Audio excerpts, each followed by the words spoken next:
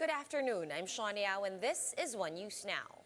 Metro Manila has been downgraded to alert level 2 overnight. Let's get additional details on what Malacanang had to say about this downgrade with Maricel Halili, who joins us live from Mandaluyong City, Mase. This was a rather surprise announcement that was made last night. We were expecting it to change at least by next week. And what prompted this decision to ease restrictions further here in the NCR? Well, Sean, we asked that to Health Undersecretary Maria Rosario Vergere. She actually explained that they based the decision on the average daily rate in Metro Manila.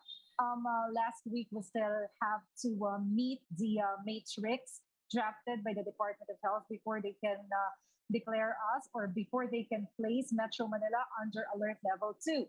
And during the past few days, based on the analysis of the Department of Health, we have already met the requirements, so they have decided to place Metro Manila under alert level 2. Secretary Roque, on the other hand, said that he doesn't see any problem, even though they announced the decision just last night and implemented right away. He explained that this is not like stricter measures, which may negatively affect most of the industries. This time, the decision is to place the industry in a lesser restrictive guidelines. So he doesn't see any problem, even if they make the announcement abruptly. All right, what about the rest of the country, Mase? We are discussing, of course, here in the NCR or Metro Manila. Are there any updates or any word whether the alert level system can now be implemented as well nationwide? So far, they still have to make a decision about it, Sean. The studies about the imposition of alert level scheme nationwide is still ongoing, so they still have to make the final decision. I believe probably in the next few days they will have another meeting among the members of the IATF. So we just have to wait and see. All right, and reportedly, Masese, while we're on the topic of easing restrictions, some LGUs have reportedly removed the face shield requirement in their localities. We all know that Secretary Anyo of the DILG has been discussing this. Having said that, when can we expect the IATF decision on this? And will this be a unified nationwide policy as well? John, Undersecretary Vergere said that they have discussed the possible removal of face shield last night during their meeting among the members of the IATF. But the Department of Health has requested the IATF to give them one more week to have a further study on the removal of face shield. Probably, Undersecretary Vergere said that probably they can give their recommendation Thursday next week. All right, I just bought a new one this morning. That might be my last. Now, also, Mase, you were saying that, the aim of easing restrictions is to allow more people to move around freely. Having said that, anything new on the pilot run of face-to-face classes? Will this be expanded as well as cases decline? Well, the Department of Education has announced that 100 public schools are already prepared to start for the pilot testing of face-to-face classes on November 15. They are still finalizing the list of the 20 private schools which will participate on the pilot testing of the face-to-face classes. But here in Metro Manila, if we base it on the guidelines issued by the IATF, limited face-to-face classes is already allowed by the Commission on Higher Education and TESDA. It is also included in the resolution that face-to-face classes or limited face-to-face classes for basic education is also allowed under alert level 2, provided that the President will approve it. All right, thank you so much for all those updates. Maricel Halili reporting to us live from Mandaluyong City. Thanks, Mase. And unemployment in the country has hit its highest level this year in September. Mobile journalist Pamela Vasquez tells us why.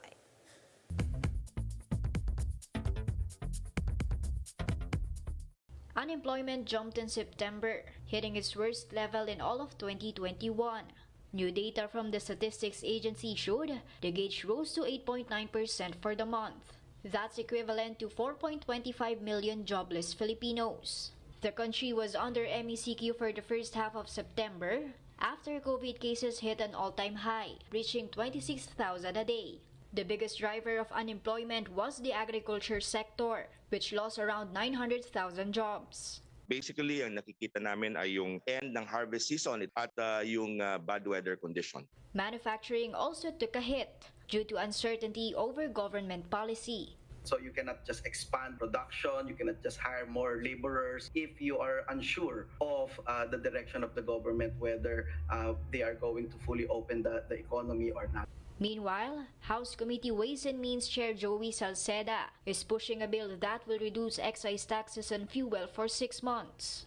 His idea is to exempt diesel and kerosene from excise taxes from December 1 this year to June 1 next year, while gasoline excise taxes should be reduced from 10 pesos to 7 pesos a liter.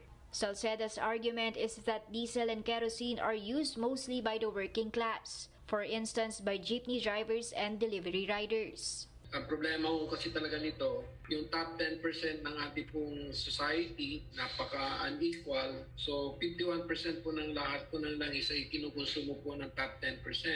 Subalit po, may epekto po ng malaki dun sa baba. Local fuel prices have been raised every week for 10 straight weeks now. Mobile journalist Pamela Vasquez, We Are One News.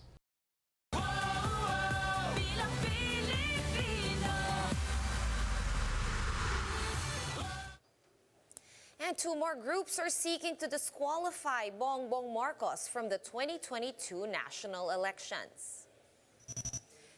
First is the martial law victims and civil society tax professionals. The petitioner's lawyer, attorney Howard Callejas, said they will be submitting their pleading to the COMELEC next week.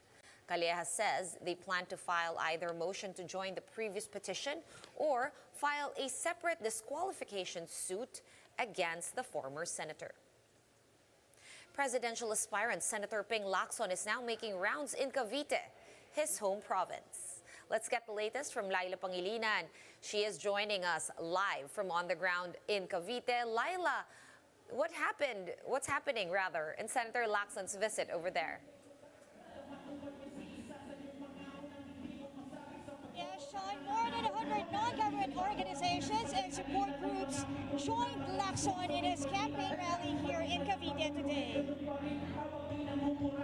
Lacson's first stop was Imus City, that was his hometown. Incumbent City Mayor Manny Malagsi walked side by side with the presidential aspirant to show his support. Former Kapatid broadcaster Rafi Tulfo, who is seeking a Senate seat, also joined Lacson as guest candidate in the activity. Tulfo said he admires the senator because of his discipline.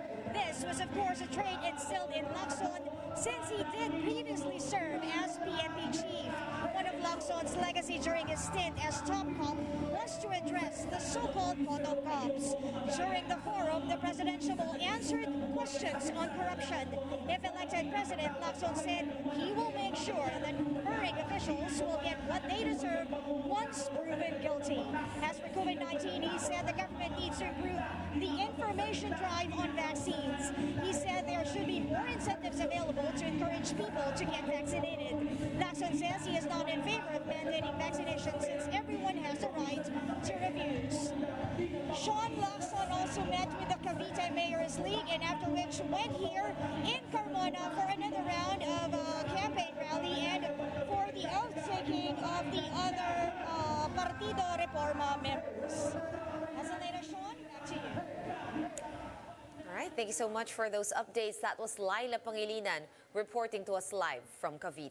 Thanks, Laila. Let's now take a quick look at today's other top stories.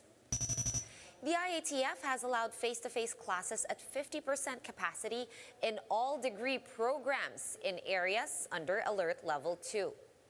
Commission on Higher Education Chief Prospero de Vera says participating schools must have a high vaccination rate among their students and faculty.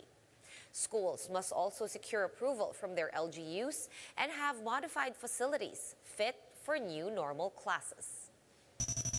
Inflation has slowed down to 4.6% in October from 4.8% in September. The Philippine Statistics Authority says this is because of the slower rise in prices of meat, vegetables, and fish. The October inflation print has fallen on the lower end of the central bank's 4.5 to 5.3% target range. Or rather estimate. And more Filipinos are now willing to get vaccinated according to the latest survey by SWS.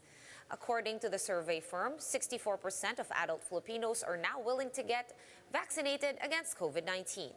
This is 9 points higher than the survey results from June.